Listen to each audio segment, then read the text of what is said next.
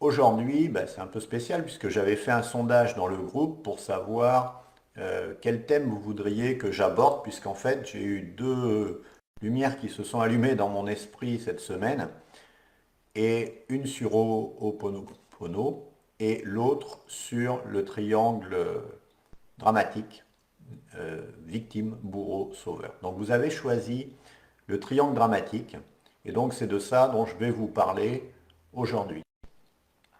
Alors, déjà, j'ai pas forcément besoin de vous expliquer le triangle dramatique parce que rien que le nom victime, bourreau, sauveur, ça veut déjà tout dire. C'est une idée c'est de la psychologie en fait. Le, le triangle, c'est un jeu de rôle en fait que l'on joue. On prend une posture et on joue le rôle. Et on voit ça dans les films, on voit ça partout. Donc là-dessus, il n'y a pas tellement de soucis. Si ce n'est que quand vous êtes dans ce triangle dramatique, j'appelle ça même triangle infernal, le triangle il se met en mouvement. C'est-à-dire que la victime devient bourreau, le sauveur devient victime et le bourreau devient sauveur. Donc ça tourne. Et là, quand vous tournez, vous êtes comme dans une machine à laver, vous ne sortez pas indemne. Donc il faut avoir conscience de ce mécanisme-là, que ça soit avec les humains ou avec les chevaux, ça marche exactement pareil, hein, c'est des relations, c'est du relationnel. Donc il n'y a pas de différence entre les chevaux et les humains par rapport à ça. Et même si sur les chevaux, ça demande à être approfondi, parce que je connais personne qui parle de ce sujet-là, donc forcément, ça demande un peu de réflexion, un peu d'approfondissement, ce que je ferai dans les semaines qui viennent certainement.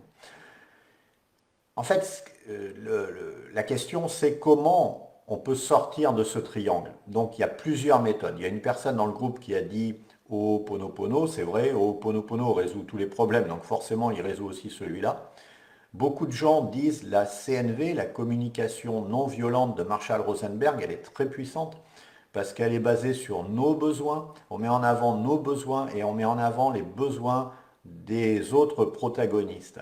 Et quand on est sur les besoins, que ce soit des humains ou des chevaux, on est sur la bonne longueur d'onde pour résoudre les problèmes sans rentrer dans ce triangle dramatique d'exagération, de globalisation, etc. C'est ces deux outils qui sont intéressants. Mais en fait, pourquoi j'ai eu une révélation? Tout simplement parce que j'ai fait un test pour savoir quel était mon profil, en fait, quel était mon profil de base si j'étais dans ce triangle, en fait. Et moi, en tant que coach, j'étais persuadé, parce que c'est ce qu'on m'avait enseigné, ce qu'on m'avait appris dans ma formation de coaching, que finalement les coachs sont des sauveurs. Et moi, j'étais persuadé d'avoir ce profil de sauveur et on me disait faites attention parce que si la victime se pose en victime et vous prend pour un sauveur, vous êtes perdu. Vous rentrez dans le triangle et vous allez passer à la machine à laver. Vous allez devenir victime et la victime va devenir agresseur, donc bourreau. Donc surtout, on nous disait faites très attention de ne pas rentrer là-dedans parce que c'est dramatique. C'est pour ça qu'on l'appelle le triangle dramatique. Donc en coaching, on étudie ça de cette façon-là. Donc moi, j'étais persuadé, quand j'ai pris un test sur Internet, j'ai fait le test, j'étais vraiment persuadé d'être sauveur, comme beaucoup de coachs, en fait, et de faire attention, de devoir faire attention, de ne pas, justement, être trop sauveur. Et en fait, à ma grande surprise, c'est absolument pas ce qui s'est passé, puisque moi, je me suis retrouvé bourreau, en fait, dans ce test. Mais vraiment, vraiment, bourreau à un niveau très avancé. J'avais pas beaucoup de caractéristiques du sauveur ou de la victime. J'avais vraiment les caractéristiques du bourreau. Et là, d'un seul coup, les lumières se sont éclairées dans ma tête et j'ai compris plein de choses, en fait. J'ai compris pourquoi j'adore la polémique, pourquoi j'adore la provocation, pourquoi j'adore faire prendre conscience des choses aux gens, parce que j'ai un profil bourreau à la base. Alors c'est assez étonnant pour quelqu'un qui développe une équitation non violente, mais c'est le cas. C'est vraiment le cas, j'ai un profil bourreau. Donc du coup, j'ai compris plein de choses. Alors, du coup, on trouve beaucoup de choses pour sortir de son profil. Et là, moi aussi, j'ai conseillé, j'ai étudié, j'ai conseillé les façons de sortir de chaque profil, en fait. Mais finalement, je crois que c'est une erreur. Je crois que c'est une erreur.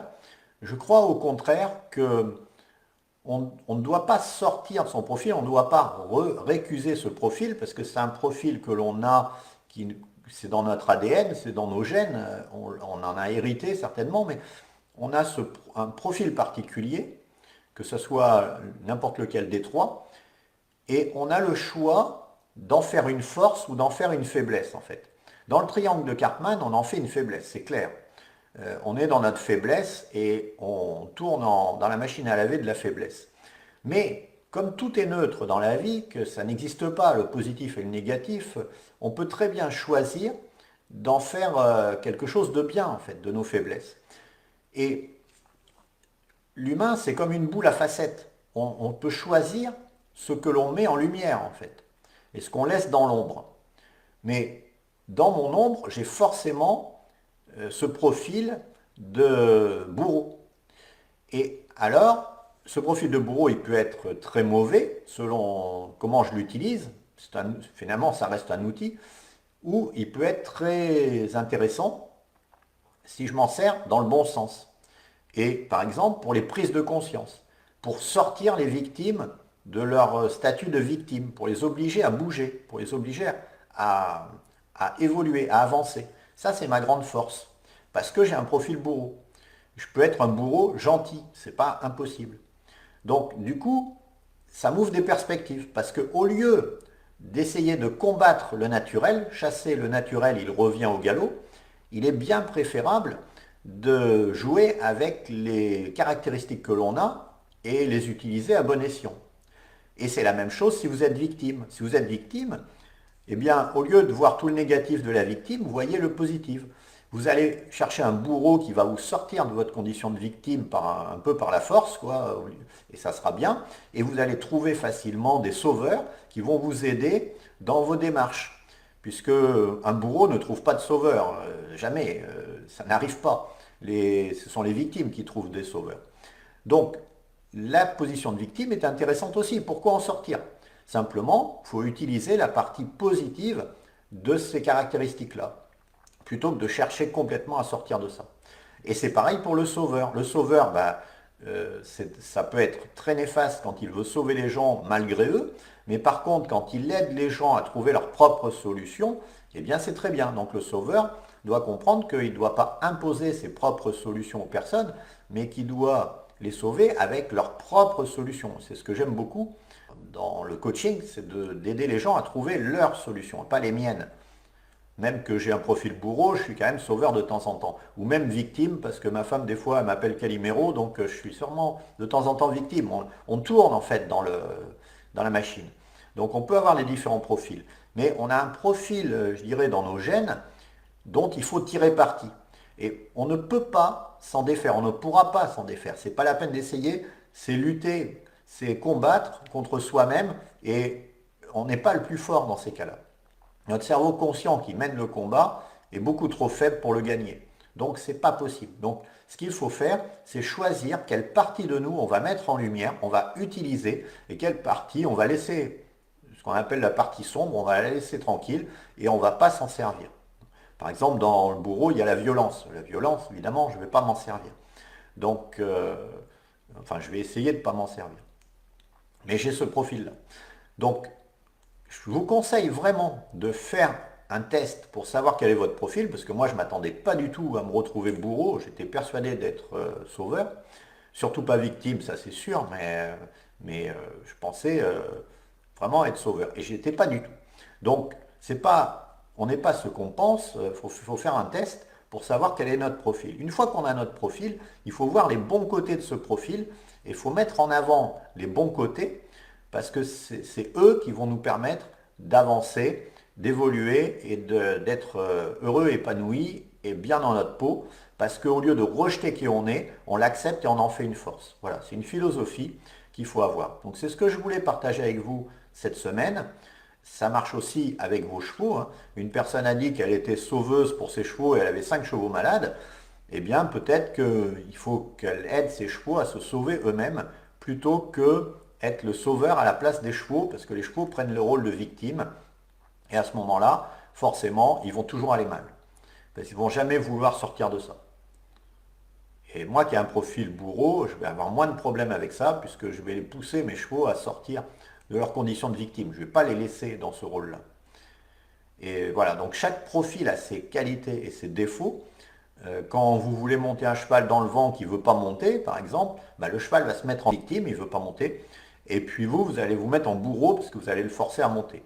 Donc on peut sortir de ça en apprenant au cheval tranquillement à monter dans le vent. Et à ce moment-là, on est plutôt un sauveur qu'un bourreau. Et le cheval n'est plus une victime, mais un apprenant. Donc ça n'a plus rien à voir. On sort du triangle. Mais si vous avez un profil bourreau, bah, utilisez vos forces du profil bourreau pour faire monter votre cheval dans le vent. Et si vous, notamment la persévérance par exemple, et si vous avez un profil sauveur, bah, utilisez vos qualités du profil sauveur, vous les trouverez facilement sur Internet, et utilisez ces qualités-là pour apprendre à votre cheval à monter dans le vent. C'est pour ça qu'il n'y a pas une méthode pour apprendre au cheval à monter dans le vent, il y a au moins 3 méthodes selon votre profil. Et il est vraiment, vraiment, vraiment, j'insiste, intéressant de savoir quel est votre profil dominant. Et ça vous aidera beaucoup, je pense, à évoluer avec les humains et avec les chevaux. Voilà. C'est un truc qui me tétanisait, quoi, hein. Quand je sais que je vais sauter le lendemain, 24 heures avant, j'ai mal au ventre, je suis inquiète, je fais qu'y penser, quoi. Ouais. C'est idiot, mais bon, ça me paralysait. Donc, je trouve ça aussi dommage d'être limité par cette peur, Ouais. pas forcément justifiée. Donc, là, ouais, tu m'as appris des techniques et j'ai réussi à sauter avec plus de confiance et sans peur. Ouais, dès la première tentative, en fait, en plus. Mm. Ouais, Ouais, ouais. Donc, tu vois, ça va s'améliorer avec le temps. ouais. Bah, j'avais peur de tomber parce que, voilà, enfin, bref, plein d'idées fausses. Voilà, donc ça m'a plu parce que c'était facile et tu m'as jamais mis la pression. Ça aussi, j'ai aimé, j'ai fait à mon rythme. En reprise, en club, on a un objectif dans la séance, il faut avoir fait tel mouvement ou tel saut. On a toujours un petit peu de pression, même si c'est bienveillant, il y a toujours quand même un petit peu de pression. Le regard des autres, si les autres y arrivent, il faut que j'y arrive aussi. Tu peux témoigner pour les gens que c'est pas parce que je vois pas ton cheval, c'est parce que Ouais, je te vois pas monter, c'est pas parce que je suis pas avec toi que c'est pas possible de le faire, en fait. ouais, tout Tu à as fait. réussi quand même à le faire toute seule, Mm, comme une grande, sans mhm, être accompagnée, juste avec mm, les conseils que je t'ai mm. donnés le mardi soir, plus les vidéos, Yo. et tu as réussi toute seule à te prendre en main et à pouvoir être autonome et ne Mm, pas avoir besoin de quelqu'un avec toi. Il y a beaucoup de gens qui sont incapables de faire ce que tu fais, qui ne peuvent pas sortir tout seuls mm. et qui ne peuvent sortir qu'avec quelqu'un, en fait. Ouais, Donc, toi, tu as réussi non seulement à sortir, mais en plus en autonomie. ouais, Donc, et en ouais, sécurité, parce que c'est très important. tout à fait. Oui, Car oui. je suis pas là avec toi, donc il faut absolument que tu sois tout le temps dans des conditions de sécurité optimales. Mm. Très important. Maintenant, voilà, je sais reconnaître les signes, je sais ce qu'il faut faire. Donc, je suis plus confiante. Donc il y a Régine qui nous dit, je me reconnais dans son discours. Ah oui, Voilà. ça correspond à beaucoup de monde, oui, Et ouais. effectivement. Et Ouais. le cas typique des gens qui, qui, euh, qui croient que leur problème vient de la technique, Mm. alors qu'en fait, leur problème, il vient de la gestion de leur cheval et la gestion de leur mental. C'est Ouais. deux choses différentes, mais c'est ces deux paramètres-là qui sont négligés, en fait, la plupart du Mm. temps. Et en Mm. travaillant sur ces paramètres-là, eh bien, on n'a plus besoin de technique après. Mm. Ça remplace la technique. Mm. C'est l'objectif, en tout cas. Et la technique peut venir en supplément, mais c'est la cerise sur le gâteau. Ouais. Et donc, tu peux toujours venir le mardi dans les coachings collectifs. On a fait aussi des séances individuelles, donc ça apporte aussi. Merci beaucoup.